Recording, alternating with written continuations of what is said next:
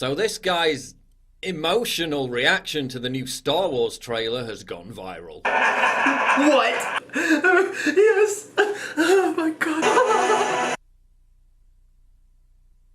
Bruh. A version posted on Twitter already has over 500,000 views. And please don't harass him or leave nasty comments, because that's not what this video is about. What it does do is serve as a reminder that we live in an age of emotional incontinence. As Theodore Dalrymple wrote, we live in an age of emotional incontinence, when they who emote the most are believed to feel the most. But doesn't crying over such superficial and trivial things cheapen the authenticity of emotional expression? Doesn't this cultural pressure to overshare and over-emote actually shrivel our capacity as humans to handle real trauma? Last year, Twitter users revealed what made them cry. The answers included people who cried about not being able to fit all the things they wanted in their bag and getting the wrong sauce with their chicken McNuggets. What would our ancestors, who lived through things like the Great Depression, think of our emotional fragility in 2019? Bruh. We increasingly live in a society where people, predominantly those on the left, are so precious, so emotionally feeble, that they have nervous breakdowns whenever someone challenges their opinions. This is now spilling out into the political world. When criticism of Ilhan Omar's comments about 9/11, when criticism of the daily drivel that emanates out of the mouth of Alexandria Ocasio-Cortez is framed as inciting violence against a member of Congress. No, criticizing your dumb statements isn't inciting violence against you. There also seems to be a link between men in the West becoming increasingly emotionally unstable and their adoption of left-wing politics. As testosterone levels plummet, we now see traditional archetypes of masculinity being pathologized. Not just by far-left academics and feminists, but by giant multinational corporations. As philosopher Slavoj Zizek writes, in the old days of heterosexual normativity, homosexuality was treated as illness.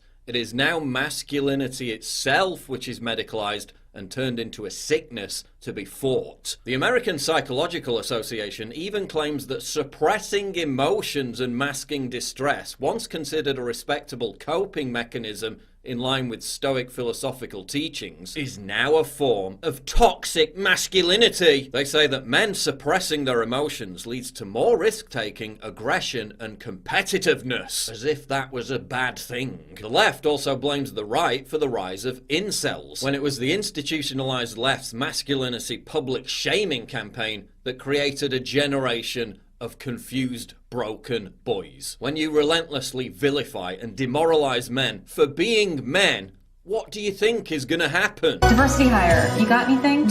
I'm kidding. Straight white men are cancelled.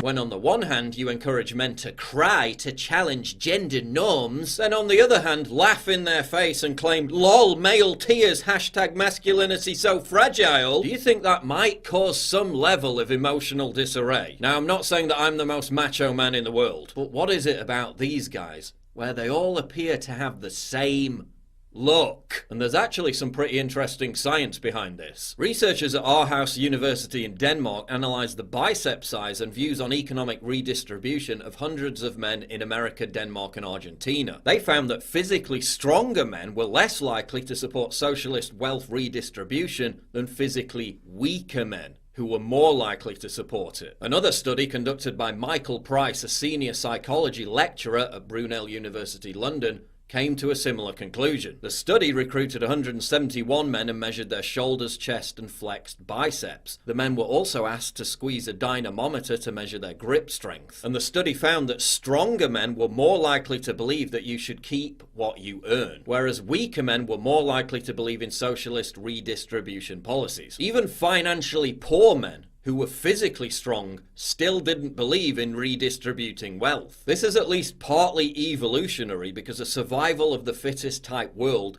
favours stronger men. Another study found that already attractive people are more likely to become right-wing. So physical weaklings and ugly people are more likely to become left-wing. And anyone who's been present at an Antifa protest has experienced that firsthand. This also goes some way to explaining the left's fetishization of Islam. By any reasonable definition, Islam creates a hyper-masculine, patriarchal, male-dominant society. When faced with the option of confronting or submitting to such a force, the leftist mindset will always choose submission as a more successful long-term survival mechanism. So I just see the Star Wars cry guy as a manifestation of a society that has its priorities back to front.